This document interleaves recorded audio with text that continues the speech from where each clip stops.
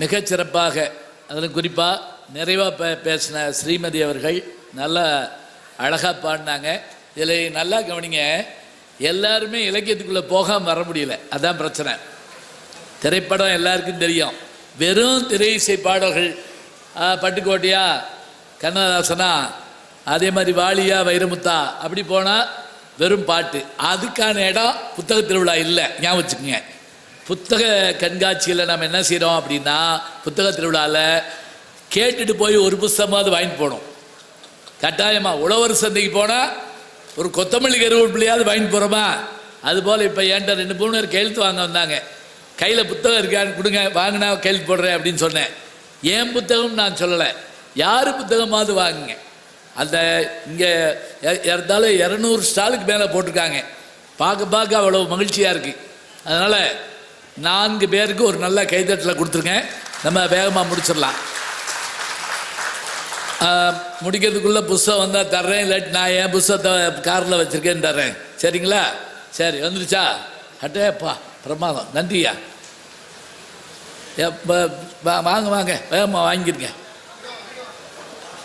எப்படி வேணாலும் வாங்க. என்ன புத்தகம் இருக்குது? நான் நடுவில் கேள்வி கேட்டேன்னா சொல்லுங்கள். எங்கிட்டு கூடி வர்றாங்க? ஒரு அவசர வழி வச்சனையா? இப்படி வாங்க, இப்படி வாங்க, அங்கே பாருங்க, அங்கே பாருங்க. ரைட் ரைட் ரைட், வாங்க, நன்றி. நல்லா கேட்டுக்கிட்டு இருந்தீங்க. ஐயா வாங்க. ஐயா எதுக்கு அதெல்லாம் வேணாம். அங்கே பாருங்க, வாங்க வாங்க. வாங்க ஐயா, இவர் என் மாணவங்கிறாரு, அதுக்கு ஒரு கைத்தட்டு கொடுங்க. நன்றி நன்றி, வாங்க ஐயா, வாங்க. இருக்கட்டும், வாங்க. அவ்வளோதானா? இப்போ ஒரு 5-6 பேர் சந்தடி சாக்கில் எந்திரிச்சு போயிட்டாங்க. புஸ்தகம் வாங்க வர்ற மாதிரி வந்தாங்க, அப்படி கூட்டி போயிட்டாங்க. சரி, பரவாயில்ல. இன்னும் புத்தகம் இருக்குது. நான் ஒரு வேளை கேள்வி கேட்கணும்னு தோணுச்சுன்னா கேட்குறேன், பதில் தெரிய சொல்லணும்னு வந்துச்சுன்னா சொல்லுங்கள். கையெழுத்து போடணுமா? நேரம் இல்லை. ஃபோட்டோகிராஃப் கூட ஈஸியாக, ஆட்டோகிராஃப் நேரம் ஆகும், பரவாயில்ல.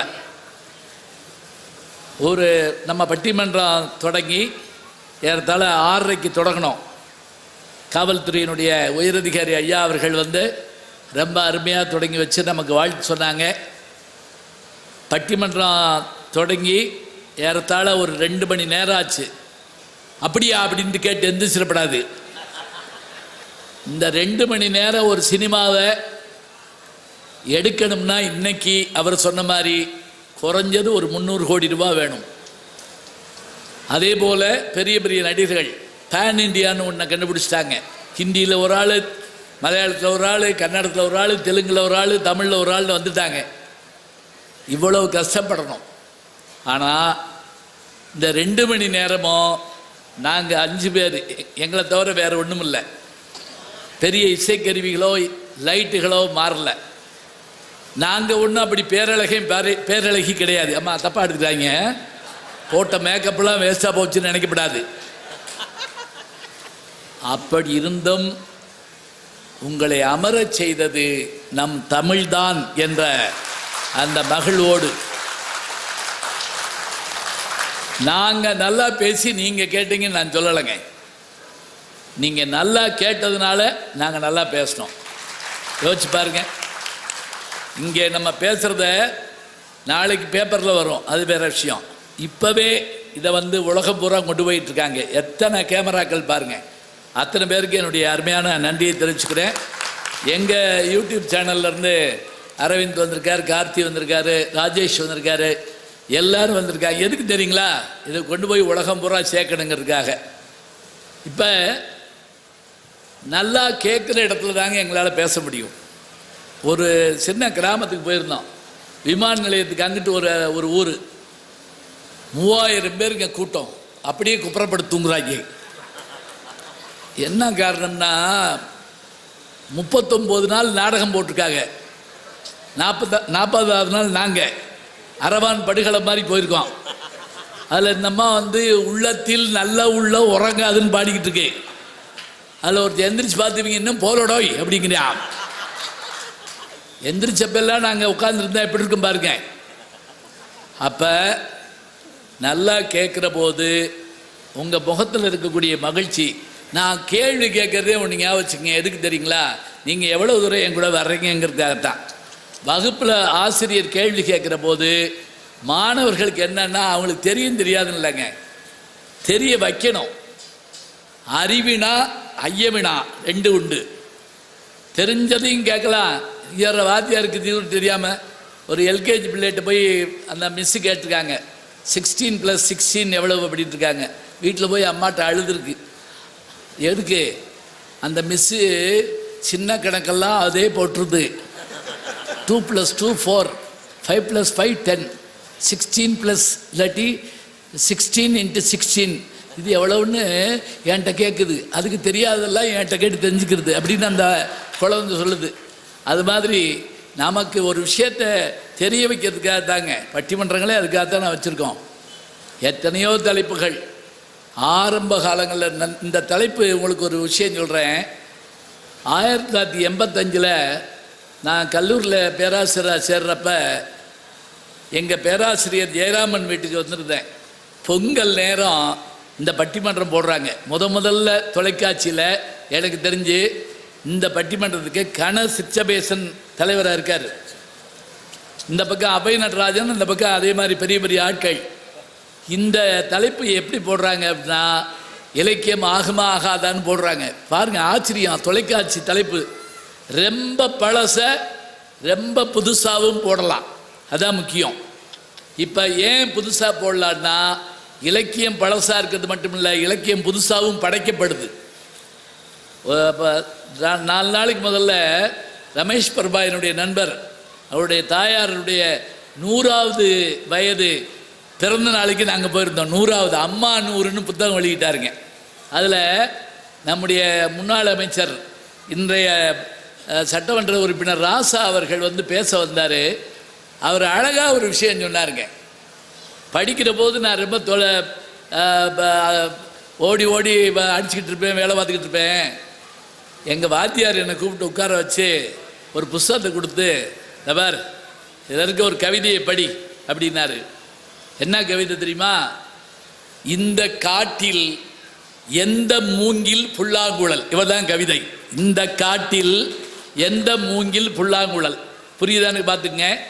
சில மூங்கில் அடுப்பறிக்க போகும், சில மூங்கில் இறந்த உடலை தூக்கிட்டு போகும், சில மூங்கில் பயன்படாமல் போயிடும்.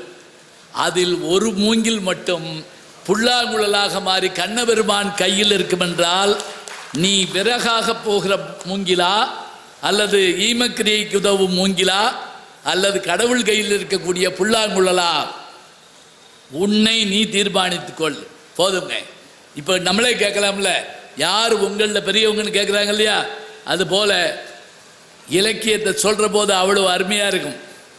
இன்னைக்கு இந்த தலைப்பில் பேசுவதற்கு உண்மையாக சொல்கிறதா இருந்தால் புதுசாகவும் சொல்லலாம், பழசாகவும் சொல்லலாம்.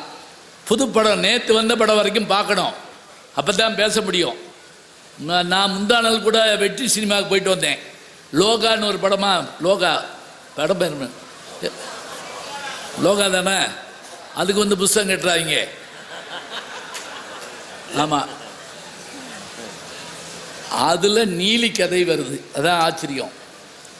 திருவாலங்காட்டு நீலி கதை, திருஞான சம்பந்தரால் பாடப்பட்ட அந்த கதை ஒரு மலையாள படத்தில் கள்ளியங்காட்டி நீலிங்கிற பேரில் வருது. இது பட விமர்சனத்துக்காக நான் சொல்லலைங்க. இது எதுக்கு சொல்கிறேன் தெரியுமா? இன்னைக்கு புதுசாகவும் பழசை எடுக்க முடியும், பழசாவும் புது விஷயத்தை எடுக்க முடியும். இதுதான் உண்மை. இப்போ அதை வச்சுட்டு நம்ம பேசலாம். திரைப்பட பாடல்கள் இலக்கியம் ஆகாது இவங்க சொன்னது. இவங்க சொன்ன காரணம் என்ன? அது வியாபாரம். லெனின் சொன்னாருங்க. எங்க ரஷ்யாவினுடைய அதிபராக இருந்த லெனின் சொன்னார், கலை வர்த்தக சூதாடிகள் கையில் போகும்போது அது விலை போகுமே தவிர அது கலையாகாது அப்படின்னாரு. வர்த்தக சூதாடிகள் கையிலே கலை போகும்போது அது விலை போகுமே தவிர கலையாகாது. இப்போ நினச்சி பாருங்க, இவங்க ஏன் ஆகாதுன்னு சொல்கிறாங்க அப்படின்னா, அந்த பாட்டு படத்துக்காக எழுதப்பட்டது நம்பர் 1, கதாநாயகனுக்காக எழுதப்பட்டது நம்பர் 2, சூழ்நிலைக்காக எழுதப்பட்டது. இந்த இதில் எப்படி தெரியுமா பாட்டு எழுதுவாங்க? தயாரிப்பாளர் வந்து உட்காந்துருப்பார், இயக்குனர் வந்து உட்காந்துருப்பார், கதாசிரியர் உட்காந்துருப்பார், பாடலாசிரியர் ஒருவர், இசையமைப்பாளர் உட்காந்துருப்பாங்க. சிச்சுவேஷன் சூழல் என்ன சொல்லுங்கம்பாங்க. சூழல் சொல்லுவாங்க. சில இடத்துல கதாநாயகன் எம்ஜிஆர் உள்பட என்ன செய்வாங்கன்னா, எம்ஜிஆர் அந்த பாட்டு தயாராகிறப்ப அவர் இல்லாமல் இருக்க மாட்டார். இப்படி உட்கார்ந்து ஒன்றை தயார் பண்ணி அது முழுவதும் செய்யப்படுகிற இலக்கியமாக இருக்கும். ஆனால் ஒரு கவிஞன் இயற்கையை பார்க்குறப்ப அவனுக்கு ஏற்படுற மகிழ்ச்சி தனி. அவன் ஏழ்மையை பார்க்குறப்ப அவனுக்கு ஏற்படுற வருத்தம் தனி. அதாவது என் நண்பர் லிங்குசாமி எழுதினாருங்க, அவருடைய லிங்குங்கிற கவிதையில் சலவை தொழிலாளியின் வயிற்றில் சுருக்கம் அப்படின்னு எழுதுறாருங்க. சலவை தொழிலாளியின் வயிற்றில் சுருக்கம். அதாவது என்ன தெரியுதா, சட்டையில் இருக்க சுருக்கத்தை தான் போக்குறதுக்கு அவர் வர்றாரு. ஆனால் அவர் வயிறு பசியில் சுருங்கியிருக்கு. அப்போ நம்ம அதை கேட்குறப்பயே ஒரு கற்பனை உலகத்துக்குள்ளே நம்ம போயிட்டு வர்றோம். இப்போ போயிருந்தேன் நான், போன வாரம் அவருடைய 3வது தொகுதி வெளியீடு லிங்கு அதுக்கு போயிருந்தேன். திரைப்படத்துக்கான விஷயத்தில் இவங்க சொன்னாங்க, அதில் சில நேரங்களில் எல்லை மீறுகிறார்கள். எல்லை மீறினாலும் சென்சார் போர்டு இருக்குங்க, ஒன்றும் நம்ம சொல்ல முடியாது. ஏன்னா திரைப்படத்தை நம்ம பார்க்கறதுக்கு முதல்ல அரசாங்கம் பார்த்து அனுமதி கொடுத்து சென்சார் அதிகாரிகள் அதை ஒத்துக்கிட்டால் தான் முடியும். இன்னும் சொல்ல போனால் தமிழில் பேர் வைக்கணும்னு சொன்னப்போ அது தமிழ் தானா இல்லையான்னு சந்தேகம் வந்துச்சுன்னா படத்தை நிப்பாட்டிடுவாங்க. தெரியுமா உங்களுக்கு? உத்தம வில்லன் படம், இந்த வில்லன்கிற சொல்லு தமிழா இல்லையான்னு ஒரு சங்கடம் வந்துருச்சு. நானும் நடிச்சிருக்கேன், என்னுடைய நண்பர் கமல் எடுத்த படம் தான்.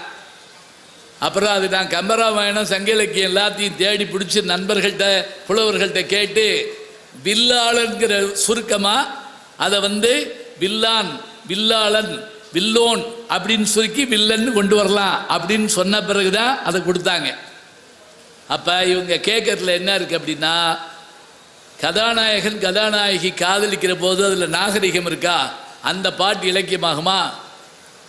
அடுத்து அவன் யாரையாவது கேலி பண்ணி சொல்கிறான்னா, வாத்தியாரை கேலி பண்ணுறான், கிண்டல் பண்ணுறான்னா அதில் அது சரியாக வருமா? அது இலக்கியமாகுமா? இதை கொண்டு வந்து ஏன் சேர்க்குறீங்க? இன்னைக்கு இருக்கிற படத்தை சொல்லவே வேண்டாம். இன்னைக்கு என்ன அப்படின்னா, இது காலம் மாறுது. உங்களுக்கு தெரியும் 90 கிட்ஸ்ன்னு சொல்கிறோம். அதே போல் 2000க்கு பிறகு பிறந்தவங்களுக்கு என்ன பேர் தெரியுமா?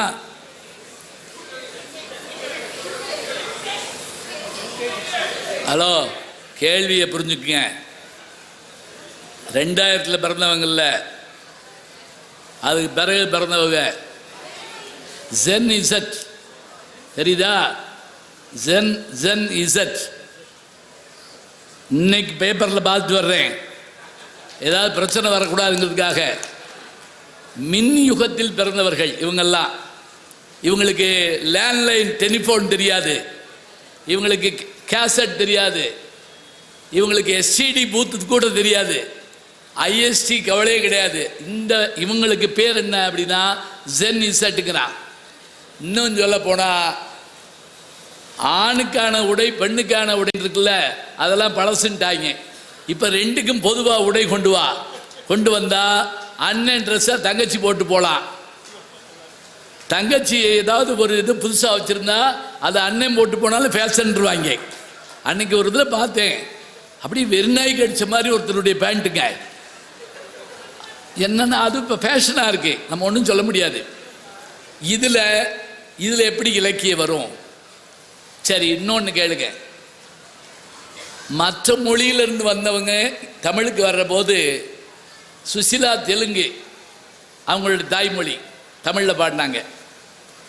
அதே போல் இவங்க ஜானகி கேரளா மலையாளம் தமிழில் பாடினாங்க.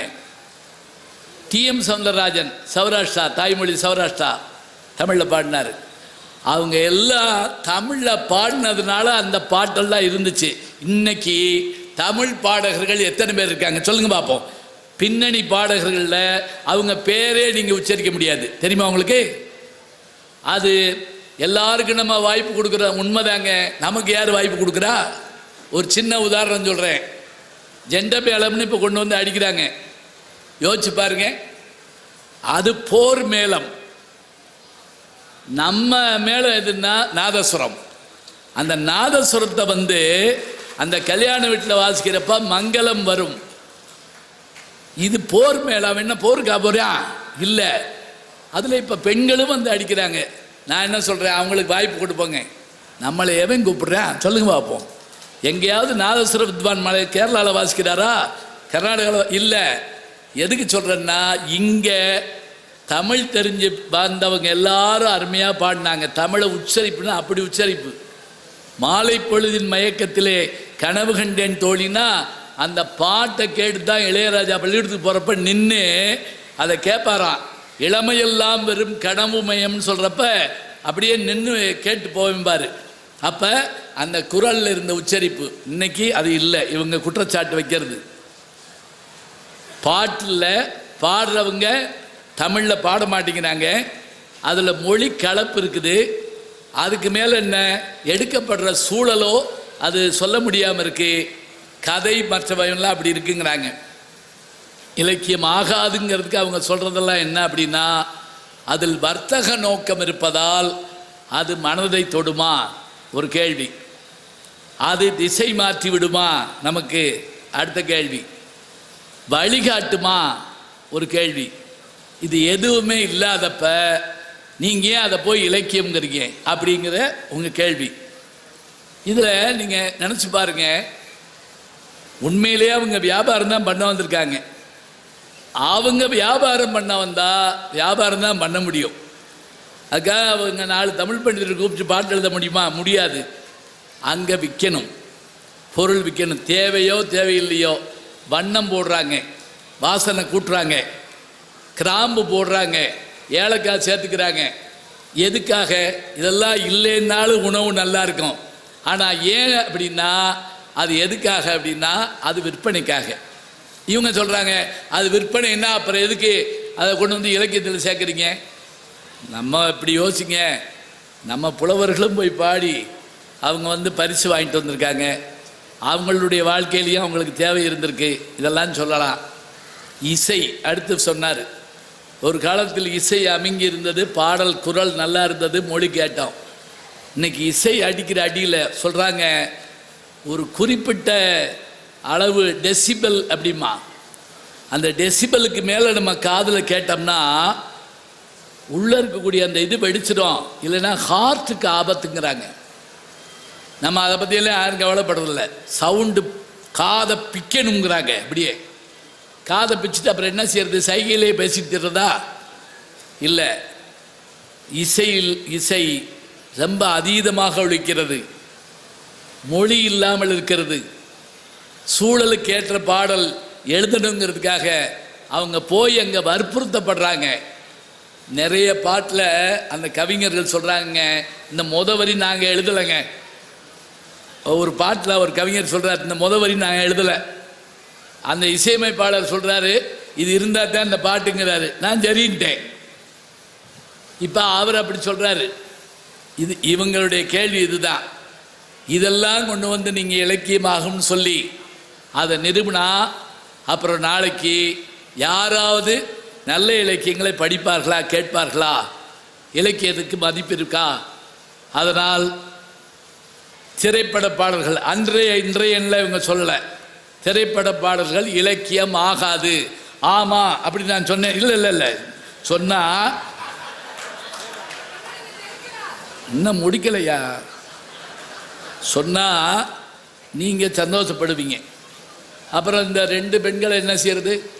அப்படியே கண்ணீர் வடித்த மாதிரி ஆயிரும். அது சொல்லலாமா? நீங்கள் எந்திரிச்சு வாடிறாங்க. இலக்கியம் ஆகும்னு அவங்க சொன்னதுக்கான விஷயம் என்ன? கொஞ்ச நேரம் பார்க்கலாம். நான் ஒரு சின்ன கிராமத்தில் பேச போனப்போ முன்னாடி உட்காந்து, நான் சொல்கிறது ஒரு 30 வருஷத்துக்கு முதல்ல, 30-35 வருஷத்துக்கு முதல்ல, முத்தனேந்தல் பக்கத்தில் ஒரு சின்ன கிராமம். சேர்லாம் கிடையாது, கீழே தான் உட்காருவோம். இந்தியெலாம் அப்படி தான் இருந்துச்சு. அப்போ மணல் பரப்பிக்கு அதில் ஒரு கிளவி முன்னாடி உட்காந்து வெத்தலை பாக்கு அடிச்சுக்கிட்டு கேட்டுக்கிட்டு இருந்துச்சு. நான் அது கேட்காம உட்காந்துருக்குன்னு நினச்சிக்கிட்டு இருந்தேங்க.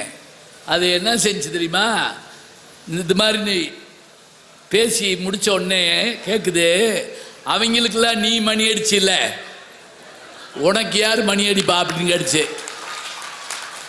நான் சொன்னேன், நான் என மனசுக்குள்ளே மணி அடிச்சுக்கிடுவேன், கவலைப்படாது. அந்த கவலையை பாருங்க அந்த அம்மாவுக்கு. அவங்களுக்கெல்லாம் இவன் ஞாபகம் விட்டினா இவனுக்கு யார் ஞாபகம் விட்டுவார். நான் சொல்லிட்டேன், மனசுக்குள்ளே மணி அடிப்பேன். இப்போ இவங்க சொல்லி முடிச்சிட்டேன்னா இலக்கியம் ஆகும்னு சொல்ல வேண்டிய அவசியத்தில் இருக்கமா? இல்லைங்க, அப்படிலாம் இல்லை. இது ஆகும் அப்படின்னு நம்ம சொல்ல வேண்டியதில்லை. ஆனால் கால மாற்றத்துக்கு ஏற்ப கருத்துக்களும் மாறும். இப்போ உதாரணமாக தமிழ் இலக்கியத்தில் 2ஆம் நூற்றாண்டு தொடங்கி வரக்கூடிய இலக்கியங்கள் எல்லாம் சங்க இலக்கியங்கள்லாம் ஒரு காலத்தில் 10 பாட்டு மெட்டு தொகையும் அவை சங்க இலக்கியங்கள்னு சொன்னாங்க. நீண்ட நீண்ட பாடல்கள். அதுலேயும் திருமுருகாற்றுப்படை தொடங்கி அவங்க வரிசையாக சொன்னார்ல, முருகு பொருளாறு 12 முல்லை பெருகு விளமதுரை காஞ்சி மறுபிணிய கோல நெடுநல்வாளை கோல் குறிஞ்சி பட்டின பாலை கடாத்தொடும் 10 நீண்ட பாடல். அடுத்து திடீர்னு துவக்கப்பட்ட எழுதுறீங்களா நீதி இலக்கியங்கள். 11 கீழ்கணக்கு, 10 பாட்டு 8 தொகை மேல் கணக்கு. மேல் கணக்கு கீழ்கணக்குனா பயந்துடாதீங்க. மேல் கணக்குனா நீண்ட அடி, கீழ்கணக்குனா சின்ன அடி. நம்ம செல்ஃபில் மேலே இருந்தால் மேல் கணக்கு, கீழே இருந்தால் கீழ்க்கு, அப்படி இல்லை. 11 கீழ்கணக்கு இலக்கியங்கள் 4 அடி 4 மணி 4 முப்பால் கடுகம் சொல்லும்ல, அது நீதி இலக்கியங்கள் வர்றப்ப 4 அடியாக வந்துச்சு. திருவள்ளுவர் ஒரு சிறப்பு என்னன்னா 2 அடி, 2 அடி கொடுத்தா கேட்பேன் அப்படியும்ல, திருக்குறள் தாங்க 2 அடி. ஏன் தெரியுமா? அந்த காலத்துக்கு அது. பிறகு ஒரு இருண்ட காலம்ங்கிறாங்க, இருண்ட காலம் இல்லைன்னு சொல்கிறாங்க. கலப்பிரர் காலம், பொற்காலம்னு ஒரு புத்தகத்தை பார்த்தேன், இருண்ட காலம்னு ஒரு புத்தகத்தை பார்த்தேன். கலப்பிரர் தமிழ் இனம் இல்லை, அவங்க வேற. சரி இருக்கட்டும். ஆனால் அப்பையும் இலக்கியம் வந்திருக்கு. அப்புறம் 6ஆம் நூற்றாண்டு தொடங்கி நமக்கு தெரிஞ்சு பக்தி இலக்கிய காலம்தாங்க. தமிழ் இலக்கியத்திலேருந்து பக்தி இலக்கியத்தை பிரிக்க முடியாது. எல்லாம் ஆழ்வார்கள் 12 பேர், 63 நாயன்மார்கள், அவங்க பாடின பாடல் தொகுப்பு, திருஞான சம்பந்தர் தொடங்கி சேக்கிழார் வரைக்கும் 12ஆம் திருமுறை வரைக்கும் அம்புட்டும் பக்தி தான். அப்புறம் சிற்றிலக்கியம், அப்புறம் உரைநடை, கவிதை, புது கவிதை வந்துச்சு. இந்த இதில் இந்த நூற்றாண்டுக்கான ஒரு இலக்கியம்னு நீங்கள் எடுத்தீங்கன்னா எனக்கு தெரிஞ்சு, நான் முதல்ல சொன்னேன் பார்த்தீங்களா, 19ஆம் நூற்றாண்டு முடிஞ்சு 20ஆம் நூற்றாண்டு தொடங்குறப்ப 1913க்கு பிறகு, வேண்டாம் 31க்கு பிறகு சினிமா பேச பாட தொடங்கிய பிறகு அது இலக்கியமாக மக்களால் மதிக்கப்பட்டது. ஞாபகம் வச்சுக்கோங்க, இலக்கியமாக. அப்பவும் வந்தாங்க, என்னடா டட்டட்டா பாட்டெலாம் பாடுறீங்க. வாழ்க்கைன்னு ஒரு படம் வந்ததுங்க, பின்னாடி ஒரு வாழ்க்கை சிவாஜி நடித்தது, அது இல்லை. அந்த வாழ்க்கை வந்து வைஜெயந்தி மாலா அறிமுகமான படம். உன்கண் உன்னை ஏமாற்றினால் என்மேல் கோபம் உண்டாவதேன் அப்படின்னு ஒரு பாட்டு. டி.ஆர். ராமச்சந்திரன் கதாநாயகன், வைஜெயந்தி மாலா கதாநாயகி, ஏவிஎம் தயாரிப்பு. இந்த பாட்டை அந்த காலத்தில் எழுதினவரை எல்லாரும் சேர்ந்து வந்தாங்க, கெடுத்துட்டான், குட்டிச்சவராக்கிட்டான், டட்டட்டா பாட்டு போட்டான். தஞ்சை ராமையாதாஸுக்கு அந்த பேர் இருந்துச்சு. ஏன்னா அவர் அருமையான பாடல் எழுதக்கூடியவருங்க. மருதகாசி அவர் மாதிரி எழுதக்கூடியவங்க இல்லை. அப்படிப்பட்ட அவர்களை கூட எளிமையாக பாட்டு எழுதினப்ப அந்த பாடலை ஒத்துக்கிட மாட்டேன்ட்டாங்க. ஆனாலும் ஞாபகம் வச்சுக்கோங்க, ஆனாலும் கூட மீரா என்கின்ற ஒரு படம் வந்தபோது அந்த மீராவில் வரக்கூடிய அந்த நாளும் வந்திடாதோங்கிற அந்த பாட்டு, அது வந்து எல்லாரையும் அப்படியே மேய்க்கச்சு. ஏன் தெரியுமா? பாடினது யாரு? எம்.எஸ். சுப்புலட்சுமி. கரெக்டு. மதுரை சண்முகடிவு சுப்புலட்சுமி. சரி, நீங்கள் புஸ்தகம் வாங்கிங்க. அந்த பாட்டை எழுதுனது யாரு சொல்லுங்க. இப்போ வரிசையாக கை தூக்குறீங்கல்ல, யாரு? கல்கி. கல்கி தான் எழுதினார் இந்த பாட்டு. அந்த நாளும் வந்துடாதோ. கல்கி நீங்கள் நினச்சிருப்பீங்க, கல்கி யாருன்னு தெரியாது ரொம்ப பேருக்கு. பொன்னியின் செல்வன் வந்துச்சுல, அது எழுதினவர் தான். அவர் எழுதின அந்த பாட்டு தான் அது. ஏன் இவ்வளவு எதுக்கு? நமக்கு ரொம்ப தெரிஞ்ச பாட்டு, குறைவு ஒன்றுமில்லை மறைமூர்த்தி கண்ணா பாட்டு கேட்குறீங்கல்ல, எழுதுனது யாரு? 10 ராஜாஜி வர்றாங்க. சரி, ராஜாஜி சரிதானே? அது அவர் எங்கேருந்து எடுத்தார்? அந்த வரியை எடுத்தது லைப்ரரியில் எடுத்தாரா?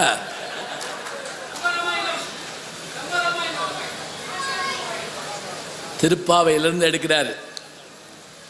குறைவொன்றும் இல்லாத கோவிந்தா உந்தன்னை அப்படின்னு பாடி பறை கொண்டு சொல்கிறார் இல்லையா?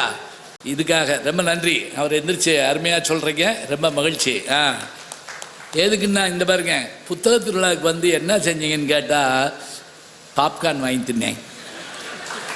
அவர் பேசிக்கிட்டு இருந்தப்ப சமோசா வாசம் அப்படியே மூக்க தொலைச்சிச்சு. இதுக்காக வரப்படாது, வரட்டும், பிள்ளைகளுக்கு வாங்கி கொடுங்க, வேணான்னு சொல்ல. பாருங்க, மீரா படம் வந்தபோது அதில் எம்எஸ் அவங்க பாடின பாட்டை கேட்ட பிறகு சினிமாவிலையும் நல்லது சொல்ல முடியும் போல இருக்கு அப்படின்னு நினச்சாங்க. தியாகராஜ பாவதர் ஐயா ஏன் கொண்டாடினாங்க தெரியுங்களா? எப்படி என்டி ராமாராவை கிருஷ்ணனா ராமனா நினச்சாங்களோ அதுபோல் தியாகராஜ பாவதருடைய அந்த உருவமும் அழகுங்க. எம்கேடி இப்போ கூட அவரை பற்றி புத்தகம் வந்திருக்கு, போய் பாருங்கள். அவங்க ஒரு 5 பேர் நடித்தா அந்த படம் ஹிட்டும்பாங்க. முக்கியமாக Thyagaraja Bhagavathar, TR Rajakumari hero heroine, NS Krishnan, TM Madhuram, Papanasam Sivan பாட்டு, ஜீராமனர் மியூசிக்கு இருந்துட்டா படம் ஹிட்டும்பாங்க. இதில் நடுவில் என்எஸ் கிருஷ்ணனுக்கும் தியாகராஜ பாவதருக்கும் இடையில சண்டைன்ட்டாங்க. அந்த கால கிசு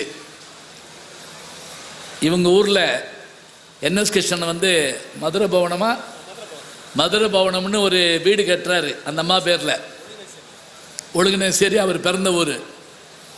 அதுக்கு ஸ்பெஷல் ரயில் விட்டாங்க. யார்? நாகர்கோவிலுக்கு ஸ்பெஷல் ரயில் சென்னையில் இருந்து எல்லாரும் வந்து இறங்குறாங்க. பாகவதர் வரமாட்டார் ஒரு பக்கம், வருவார் ஒரு பக்கம். வந்துட்டார். வந்தால் அப்படியான கூட்டம். இதில் நடுவில் கேள்வி கேட்க வர்றாங்க. என்எஸ் கிருஷ்ணன் சொன்னார், எல்லாம் இருங்க, முடிஞ்ச பிறகு பேட்டி தர்றோம் அப்படின்ட்டு தியாகராஜ பாவதர் மேலே கூப்பிட்டாரு, நிப்பாட்டினார். எப்படி உங்களுக்கு எனக்கு சண்டைன்னுக்கிட்டுருக்காக இல்லைன்னு நம்ம நிரூபிக்கணும். என்ன செய்யறது? டிஎம் மதுரத்தை கூப்பிட்டாரு, வா, நிப்பாட்டினார். மதுரம், கிருஷ்ணன், தியாகராஜ பாவதர், இப்போ நாங்கள் ஒத்துமையாக இருக்கமா கேட்டாங்க. அது ஆமான்னாங்க. சரி, நீங்கள் நம்ப மாட்டீங்க, இவர் சுருக்கமாக இவர் பேர் சொல்லுங்க அப்படின்னாரு. எம்கேடின்னாங்க. M Madhuram, K Krishnan, T Thyagarajan, MKT. எங்களுக்குள்ள அவர் இருக்காரு, அவருக்குள்ள நாங்கள் இருக்கோம். இவன் தாங்க மனுஷன். அந்த இடத்துல யோசிக்கணும். இப்போ நீங்கள் கேள்வி கேட்டோன்னு யோசிச்சிக்கல, அது மாதிரி தியாகராஜ பாவதர் பாட ஆரம்பித்த பிறகுதான் பாட்டு இலக்கிய அந்தஸ்துக்குள்ளே வருது. இன்னொன்று கூட உங்களுக்கு சொல்கிறேன். காரைக்குடி நாராயணன் ஒருத்தர் தினமணி கதிரில் எழுதிட்டு வர்றாரு சண்டே தோறும். நம்ம சிவகங்கையில் பிறந்த சுத்தானந்தர், யோகி சுத்தானந்த பாரதியார், பாரத மகாசக்தி காவியம் எழுதினவர். ஏழைப்படும்பாடுன்னு ஒரு படத்துக்கு வசனம் எழுதினவர். மெட்ராஸ், சிவகங்கைக்காரர், மெட்ராஸில் நின்றுட்டு இருந்தாருங்க. பஸ் ஸ்டாப்பில் ஒரு பிச்சைக்காரர் வந்து அவர்கிட்ட சிரிப்பு தான் வருகுதையான்னு பாடியிருக்கான். சந்தோஷம் தாங்காமல் 10 ரூபா எடுத்து கொடுத்துட்டார் அவனுக்கு. அந்த காலத்தில் 10 ரூபான்னா என்ன அர்த்தம்? கூட இருந்த ஒரு ஆள் சத்தம் போட்டார், யோ பிச்சை போடுறோம், 1 ரூபா 2 ரூபா போடியா, 10 ரூபாய் போடுவாங்களா, சும்மாரியா, அவன் பாடினது ஏன் பாட்டு அப்படின்னார் அவர். இவர் எழுதின பாட்டு சிரிப்பு தான் வருகுதையா. பொன்வயல்னு ஒரு படம்ங்க. பொன்வயல் படத்தில் இந்த இதை பாடி தான் சீர்காழி கோவிந்தராஜன் சினிமாக்குள்ளே வர்றாரு. பாட்டு இதுக்குள்ளே வருது. இந்த பாட்டு அவன் பாடுறானே, அதுக்காக காசுனார். அவங்க பாட்டு எழுத வந்தாங்க. இன்னும் அழகாக சொன்னால், பாரதியார் பாட்டு முழுக்க கப்பலோட்டிய தமிழெல்லாம் பயன்படுத்தியிருக்காங்க. தெரியுமா உங்களுக்கு? முழுக்க இப்போ கூட என்னோடய யூடியூப்பில் அதை பற்றி போட்டிருந்தேன், பார்த்தேன்ற சித்தியல்ல. புரட்சி கவிஞர் பாரதிதாசன் சினிமாவுக்கு வசனம் எழுதியிருக்கார் தெரியுமா? பாட்டு, அவருடைய பாட்டு, துன்பம் நேர்கையில் யாழ் எடுத்து நீ இன்பம் சேர்க்க மாட்டாயோ பாட்டு இருக்குல்ல, சங்கே முழங்கு பாட்டு கேட்டிருக்கீங்களா? எங்கள் வாழ்வும் எங்கள் வளமும் மங்காத தமிழன்று சங்கே முழங்கு. என்ன படம் பாரா? ஏதோ எருக தெரியுது. இல்லை கரெக்டு தான், சங்கே முழங்கு படம் இருக்குது. அது இல்லை, கலங்கரை விளக்கம் தான், கலங்கரை விளக்கம் படம், ரைட்டு. இப்போ இருங்க, இதை எதுக்கு சொல்ல வந்தேன்? இலக்கிய உலகுக்குள்ளே இருந்தவங்க சினிமா உலகத்துக்கு வர ஆரம்பித்தாங்க. பாரதியார் 21 மறைஞ்சிட்டாருங்க. அவர் எழுதலை சினிமாவுக்கு, அந்த பாட்டை எடுத்துக்கிட்டாங்க சினிமாவில், அது வேறு விஷயம். ஆனால் பாரதிதாசன் சினிமாவுக்காக பாட்டு எழுதினார், வசனம் எழுதினார். பாரதிதாசன் சினிமாவுக்கு வசனம் எழுதுன ஒரு படம் யாருக்காவது சொல்ல தெரியுமா? அப்படி போடுற, அதுதான் மதுரைங்கிறது. 1000 தலை வாங்கி அபூர்வ சிந்தாமணி. யார் யாரு? நல்லா கைதட்டுங்க, பிரமாதம் தான் பாருங்க. அதே போல வாரா என்கின்ற ராமசாமி ஐயங்கார் பாரதியை பற்றி எழுதியவர்களில் அவர் முக்கியமானவர். அவர் ராமானுஜருங்கிற படத்துக்கு வசனம் எழுதியிருக்காரு. இளைய வயது ராமானுஜராக நடித்தவர் யாருன்னு கேட்டால் நா பிச்சமூர்த்தி என்ற இலக்கியவாதி, புதுக்கதை எழுதினார்ல நா பிச்சமூர்த்தி. இப்போ பாருங்க யாரெல்லாம் உள்ள வர்றாங்கன்னு பாருங்க. சினிமா பாட்டு ஒத்துக்கிற முடியாது, அப்படி இப்படி பாட்டு அப்படி பாட்டு. அவங்க என்ன செஞ்சாங்க தெரியுங்களா? இவர்களுக்கு ஏற்றபடியாக அதை சொல்ல வைத்தார்கள்ங்க. அதுதான் உண்மை. வசனத்திலும் பாட்டிலும் கதையிலும் அப்படியே சொல்ல வச்சாங்க. ஒரு 2-3 உதாரணம் சொல்லி நான் முடிச்சிடுறேன், ஏன்னா பெரிய தலைப்பு, இது தொடரும் தான் போடுறோம் நியாயப்படி. ஆனால் நம்ம நேரம் இல்லை. எப்படி அப்படின்னா, வசனம் எழுதுகிற போது அந்த செய்தி முழுக்க வந்து தரணும். இளங்கோவன் ஒருத்தர் வசனம் எழுதுவாருங்க அந்த காலத்தில். கண்ணகி படம் ஞாபகம் வச்சுங்க, பெரிய ஆளுகளுக்கு தெரியும். கீத்து கொட்டைகளை அந்த படம் போட்டால் தீ பிடிச்சிடும், தெரியுமா உங்களுக்கு? படம் தேட்டரில் போட மாட்டாங்க, டென்ட்டு கொட்டைகளை போட மாட்டாங்க. ஏன்னா கண்ணாம்பா பேசக்கூடிய அந்த வசனம் அவ்வளவு தீப்பொறி பறக்கும்பாங்க.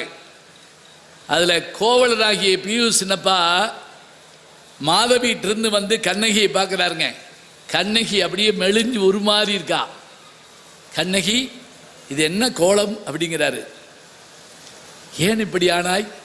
அதுக்கு வசனம் என்ன தெரியுமா?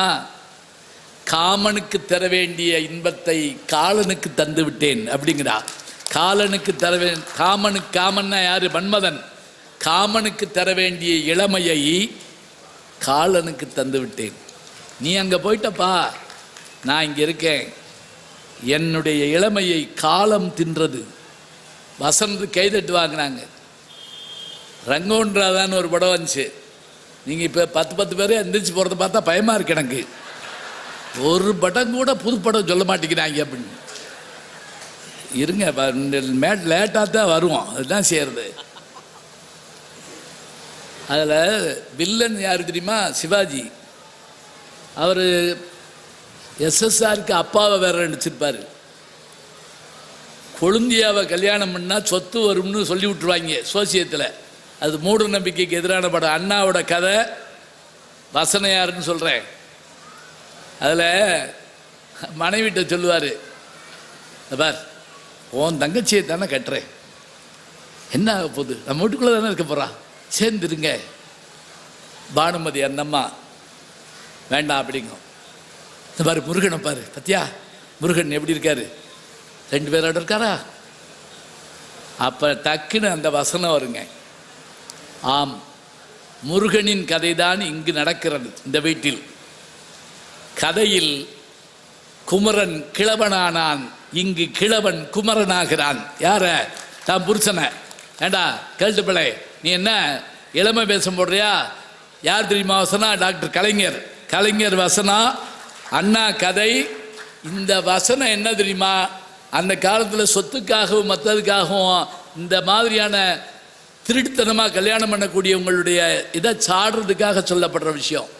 மூட நம்பிக்கையை சாடணுமா சொன்னாங்க, பெண் உரிமைக்காக சொல்லணுமா சொன்னாங்க பாட்டில். அப்புறம் நமக்கு தெரியும், எம்ஜிஆர் படங்கள்லையும் சிவாஜி படங்கள்லையும் பார்த்தீங்கன்னா ஒரு பக்கம் தத்துவமாக ஒருத்தர் சொல்வார், ஒரு பக்கம் இன்னொருத்தர் அப்படியே உற்சாகத்துக்காக சொல்வார். மாபெரும் சபைகளில் நீ நடந்தால் உனக்கு மாலைகள் விழ வேண்டும், ஒரு மாற்று குறையாத மன்னவனிவன் என்று போற்றி புகழ வேண்டும். ஸோ இந்த பாட்டை கேட்குறப்ப நமக்கு உற்சாகம் வருங்க. மானம் பெரியதென்று வாழும் மனிதர்களை மான் என்று சொன்னதில்லையா, தன்னை தானும் அறிந்து கொண்டு ஊருக்கு சொல்பவர்கள் தலைவர்கள் ஆவதில்லையா. இந்த பாட்டை எழுதுகிறப்ப கண்ணாசன் யாருக்கு எழுதுறாருன்னா எம்ஜிஆருக்கு எழுதுறாரு. அதே இப்படி எழுதினா தான், இப்படி சொன்னா தான் கேட்குறாங்க. இன்னும் கூட உங்களுக்காக சொல்கிறேன், 1001 ஒரு படம், பழைய 1001, புதுசு போய் பார்த்து வந்து என்னை வையக்கூடாது, பழைய 1001. அதில் அதுக்கு வசனம் இப்போ எழுதினவர் வந்து டக்குனு ஆர்கே சண்முகம் தான் வசனம் எழுதுறாரு. அதுக்கு கதை சொல்ல எம்ஜிஆர்கிட்ட போய் சொல்லி 1 மணி நேரம் முடித்த உடனே படம் பேர் என்ன வைக்கலான்னு எம்ஜிஆர் கேட்டாராம். 1001 சொன்ன உடனே டக்குன்னு எம்ஜிஆர் என்ன பண்ணியிருக்காரு, பைக்குள்ளே கையை விட்டு 1001 ரூபாய் எடுத்து அப்படியே கொடுத்தாராமுங்க. 65 வந்த படம் 1001 ரூபாய் எடுத்து கொடுத்தாரு. வாங்கின அந்த கதாசிரியர் கண்ணீர் விட்டு அழுதுருக்காரு. எம்ஜிஆர் கேட்டார், என்ன பணம் பத்தலையான்னாராம். சொன்னது தான் சொன்னேன், லட்சத்தில் ஒருவன் கோடியில் ஒருவன் சொல்லியிருந்தா வள்ளல் நீங்கள் அள்ளி கொடுத்துருப்பீங்கள்ல. அதில் ஒரு காட்சியில் வசனகர்த்தா வந்து எம்ஜிஆர்கிட்ட சொல்கிறாருங்க, இதை மட்டும் டைட் க்ளோஸ்அப்பில் வைக்க முடியுமான்னு கேட்குறாரு. எம்ஜிஆர் சிரிக்கிறாரு. எம்ஜிஆர் நல்ல டைரக்டர், எடிட்டர். அவர் சொல்கிறாரு, கேமரா பற்றி நீங்கள் பேச மாட்டீங்களே, நீங்கள் ஏன் சொல்கிறீங்க? இப்போ நான் வந்த உடனே கேட்பேன், எப்படி 5 பேரும் ஒய்டில் இருக்கமா, நான் பேசுகிறப்ப க்ளோஸ்அப்பில் வர்றேனான்னு கேட்டுக்கிடுவேன். இப்போ என்ன ரவி லைவ் விடுறாரு போட்டிருக்காங்க, போயிட்டுருக்கா. அவர் ஒரு தனியாக ஒரு உலகம் நடத்திக்கிட்டு இருப்பார் அவர். சரி, நீங்கள் கேட்க மாட்டீங்களே, எதுக்கு க்ளோஸ்அப் சொல்கிறீங்கன்னு கேட்ட உடனே அவர் சொன்னார், இல்லை இந்த வசனத்தை நீங்கள் சொன்னீங்கன்னா எல்லாத்துக்கும் போய் சேரும். அது என்ன வசனம் தெரியுமா? ஆர்எஸ் மனோகர் அதில் வந்து சர்வாதிகாரியாக வருவார். எம்ஜிஆரை பார்த்து சொல்வார், என் அதிகாரத்தை பற்றி உனக்கு தெரியுமா? உடனே எம்ஜிஆர் சிரிச்சுக்கிட்டே, உன் அதிகாரம் என்ன சிலப்பதிகாரமா காலங்காலமாய் நிற்பதற்கு? இந்த ஒரு வார்த்தையை க்ளோஸ்அப்பில் காட்டுவாங்க. இது எதுக்குங்கிறத போய் எம்ஜிஆர்கிட்ட சொன்னாராம். சிலப்பதிகாரம்னா என்னன்னு நாங்கள் ஊராக மேடையாக பேசினாலும் போய் சேர்றதோ இல்லையோ, ஒரு வார்த்தை நீங்கள் சொன்னால் சிலப்பதிகாரம்னு ஒரு இலக்கியம் இருக்குங்கிறது எங்களுக்கு தெரியும், உலகத்துக்கு தெரியும்னு நான் சொன்னேன் அப்படிங்கிறார். இப்போ பாருங்கள், பழைய பாட்டு இன்னைக்கு நீங்கள் ஞாபகம் வச்சுங்க, புதுப்பாட்டில் விஷயம் இல்லைன்னுலாம் சொல்லாதீங்க. நம்ம ஊன்றி கேட்க முடியாத அளவுக்கு சில விஷயங்கள் வந்துடுது. அதுதான் காரணம். எனக்கு தெரிஞ்சு நான் பார்த்த பழைய படமாக இருந்தாலும் இன்றைக்கி பார்த்த புதுப்படமாக இருந்தாலும் அந்த புதுப்பட பாட்டை கேட்டுட்டு போகிறப்ப இது யார் எழுதுந்த அப்படின்னு கேட்பேன். வேறு ஒன்றும் வேண்டாம். தக்லை படம் வந்துச்சுல்ல, முத்தமழைன்னு ஒரு பாட்டு இருக்குல்ல, காலை பொழுதினில் காதல் கொண்டேன் கண் விழித்தேன் அவன் காணவில்லை, இதெல்லாம் சேர்ந்து பாட மாட்டேங்கிறீங்க. இந்த பாட்டை எழுதின ஆள் யாருன்னு 2 நாள் தேடி கண்டுபிடிச்சா நம்ம ஊருக்காரர் தான், சிவகங்கைக்காரர் தான். அவர் சிவகங்கைக்காரரு. அவர் இந்த பாட்டு எழுதி அவர் ஏற்கனவே 2 பாட்டு பொன்னியின் செல்வன் எழுதியிருக்காராம். என்ன ஆச்சரியம்னா, அவர் இங்கே இதில் படிச்சுட்டு ரூர்குலாவில் படிச்சுட்டு லண்டனுக்கு போயிட்டு அமெரிக்காவில் போய் இங்கே வந்து தமிழ் பாட்டு அற்புதமாக எழுதுறாரு. நான் அவரை ஃபோனில் பிடிச்சேன், இவ்வளவு நல்லா பாட்டு எழுதுறீங்களே, எந்த ஊர்னே? ஐயா நான் சிவகங்கை மானாமதுரை பள்ளிக்கூடத்தில் உங்கள்கிட்ட பரிசு வாங்கியிருக்கேன்னாரு. அவர் நான் அங்கே போய் பேச போனப்போ அங்கே உட்கார்ந்துருக்காரு. தெரியுதுங்களா? எந்த மூங்கில் புல்லாங்குழல் ஆகும்னு நான் முதல்ல கேட்டேன்ல, அந்த மூங்கில் புல்லாங்குழல் ஆகிருக்கு. நம்ம ஆக வைக்கணுங்க, அவ்வளோதான். இன்னைக்கான பாட்டு தக்லை படம் வந்தப்போ வர்ற பாட்டு. நீங்கள் மோனிகா பாட்டுங்கிறது எதுக்குன்னா வியாபாரத்துக்கு, நான் முதல்ல சொன்ன மாதிரி. அதே நேரத்தில் இந்த பாட்டு இருக்குது, தத்துவம் வேணுமா அதுக்கு ஒரு பாட்டு. 6 மணமே 6ன்னா அந்த ஒரு பாட்டுக்காகவே அந்த படம் பார்க்கலாம். உள்ளதை சொல்லி நல்லதை செய்தால் உலகம் முன்னிடம் மயங்கும், நிலை உயரும் போது பணிவு கொண்டால் உயிர்கள் உன்னை வணங்கும். இப்போ நீங்கள் பாருங்க, எல்லாருக்கும் நன்றாம் பணிதல் அவர் உள்ளம் செல்வர்க்கே செல்வம் தகைத்தும்பார் திருவள்ளுவர். அதை எடுத்து தாங்க மெதுவாக கொடுக்கணும். என்ன பண்ணுறது? அப்படியே கொடுத்தா என்னாகும்? எல்லாத்துலேயும் திருக்குறள் சொல்கிறது திருக்குறளாகவே சொல்லாமல் திருக்குறளாக அப்படி எடுத்து பாடலாம். நெருங்கில் சுடும் குறுகுங்கால் தென்னன்னும் தீ ஆண்டு பெற்றால் இவள் அப்படின்னு ஒரு பாட்டு இருக்கு, திருக்குறள் இருக்கு, காமத்து பாலில் வருது. அதனால ரொம்ப பேருக்கு தெரியாது. வழக்கமாக நெருப்பு கிட்ட போனால் சுடும், விலகி போயிட்டா குளிரும்.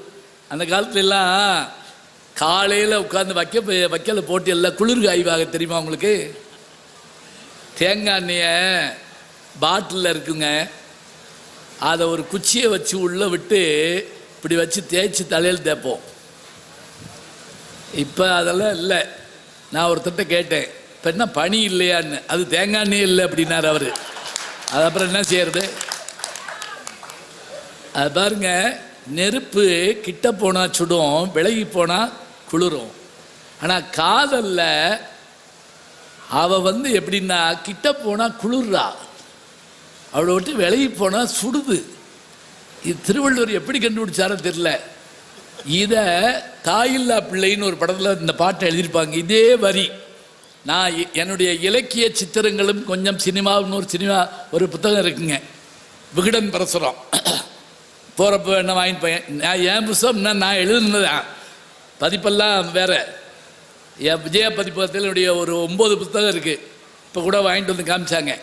இதை எதுக்கு சொல்கிறேன்னா, அதில் ஒவ்வொரு இலக்கிய பாட்டாக எடுத்து சினிமா பாட்டோட நான் அப்படி ஒத்துட்டு காமிச்சிக்கிட்டே வருவேன். அதில் இப்போ புராண செய்திகளை சொல்லுவதற்கு ஏபி நாகராஜன் தான் இருக்க. நமக்கு 10 அவதாரத்தை அப்படியே திருமால் பெருமைக்கு நிகரேதுன்னு ஒரு பாட்டில் 10 அவதாரத்தை சொல்லுவார். பின்னாடி 10 அவதாரத்தை பாலி சொன்னார்.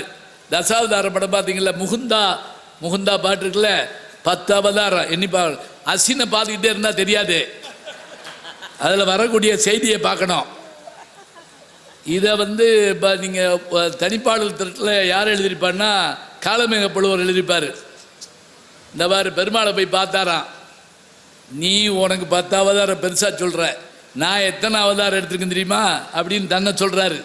புல்லாகி பூடாய் புழுவாய் மரமாகி சொல்கிறோம் இல்லையா, அதே போல் 10 அவதாரத்தா ஒரு பாட்டில் பாடுவியான்னு கேட்குறாங்க. யார்கிட்ட? காலமே புலவர்கிட்ட. ஒரு பாட்டுன்னா அரைப்பாட்டில் பாடுவேங்கிறாரு. அரைப்பாட்டில் பாடி 10 அவதாரத்தை சொல்கிறாருங்க அவர். மீனாமை கோல நடு நரசிங்கமாகி நில மிளகால் இழந்த குரல் வெள்ளிபுத்தூரார் சொல்லுவார். அதே மாதிரி இவரும் சொல்லுவார். புராணத்தை கொண்டு வந்து கொடுக்கலாம். இப்போ சொன்னாங்களே திருவருட்செல்வர் பாட்டு, பித்தா பிரைசோடி பாடு. அந்த பாட்டு ஒரு தடவை காஞ்சி பெரியவர் பழையவர் சென்னைக்கு வந்தப்ப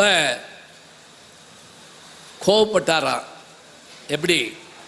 நான் வரதெல்லாம் எதுக்கு வால் போஸ்ட் அடிச்சு ஓட்டியிருக்கீங்க அப்படின்னு கேட்டிருக்காரு மகா பெரியவர். அப்போ எல்லாரும் இல்லையே அப்படிலாம் செய்யலையே, வர்ற வழியில் பார்த்தனே. அப்போ ஒருத்தர் இல்லைங்க, அது நீங்கள் இல்லை, சிவாஜி கணேசன் ஒரு நடிகர் திருவருட்செல்வர்ங்கிற படத்தில் உங்களை மாதிரி அவர் நடிச்சிருக்காரு. திருவருட்செல்வரில் அப்பர் சுவாமிகளாக நடிச்சிருக்காரு, அந்த வால் போஸ்ட்டு. அப்படியா? அவரை பார்க்கணுமே, வர சொல்லியிருக்காங்க. காஞ்சி மடத்துக்கு போனாராங்க. போன உடனே அவர் சொன்னார் ஒரு வார்த்தை, உங்களை ஏன் வர சொன்னேன் தெரியுமா? திருப்பதிக்கு போனேன், ஒரு யானை எனக்கு மாலை போட்டுச்சு, இந்த யானை சிவாஜி கணேசன் கொடுத்ததுன்னு சொன்னாங்க. திருவானைக்கா கோயிலுக்கு போனேன், ஒரு யானை மாலை போட்டுச்சு, சிவாஜி கணேசன் கொடுத்ததுன்னு சொன்னாங்க. தஞ்சாவூர் புன்னைவனம் மாரியம்மன் கோயிலுக்கு போனேன், யானை மாலை போட்டுச்சு, சிவாஜி கணேசன். கோயிலுக்கு யானை கொடுக்குற அளவுக்கு ஒரு மனுஷன் இருக்காருன்னா அவர் யாருன்னு பார்க்கணும்னு தோணுச்சு. அப்போ இதை சொல்லிட்டு சிவாஜித்தையும் போய் கேட்குறாங்க, எப்படி நீங்கள் அப்பர் சாமி மாதிரி நடிச்சிங்க? காஞ்சி பெரியவர் வர்றதையும் போகிறதையும் நடக்கிறதையும் பார்த்ததுனால நான் என்ன செஞ்சேன், அவர் போல இதில் நடித்தேன். எல்லாருக்கும் உருவம் தாங்க நடிக்கிறோம், சிவாஜி கணேசன் புருவமே நடிக்கும்பாங்க, அதான் உண்மை. இப்போ பாருங்க, பாட்டை பொறுத்த மட்டும் இசை எதுக்காக தெரியுமா? பாட்டு வரி தெரியலனால ஹம்மிங்கில் பாடிட்டு போயிடுவோம். இப்போ நீங்கள் எல்லா பாட்டினுடைய ஹம்மிங் மாத்திரம் யோசிச்சு பார்த்தீங்கன்னா, பிஜிஎம் சொல்லுவான் பாட்டினுடைய தொடக்கம். அந்த பிஜிஎம்மில் ஹம்மிங்கோடு வந்துச்சுன்னா அந்த பாட்டு வரி வேண்டாங்க, மொழியே தெரியலனாலும் ஜெயிக்க முடியும். இப்போ நமக்கு அந்த மாதிரி குடும்ப படம் எடுத்த கோபாலகிருஷ்ணன் இருந்தார், ஜேம்ஸ் பாண்ட் படங்கள் எடுத்த மாடர்ன் தேட்டர்ஸ் இருந்தாங்க. இன்றைக்கும் கூட மிகப்பெரிய பெரிய இயக்குநர்கள் இருக்காங்க.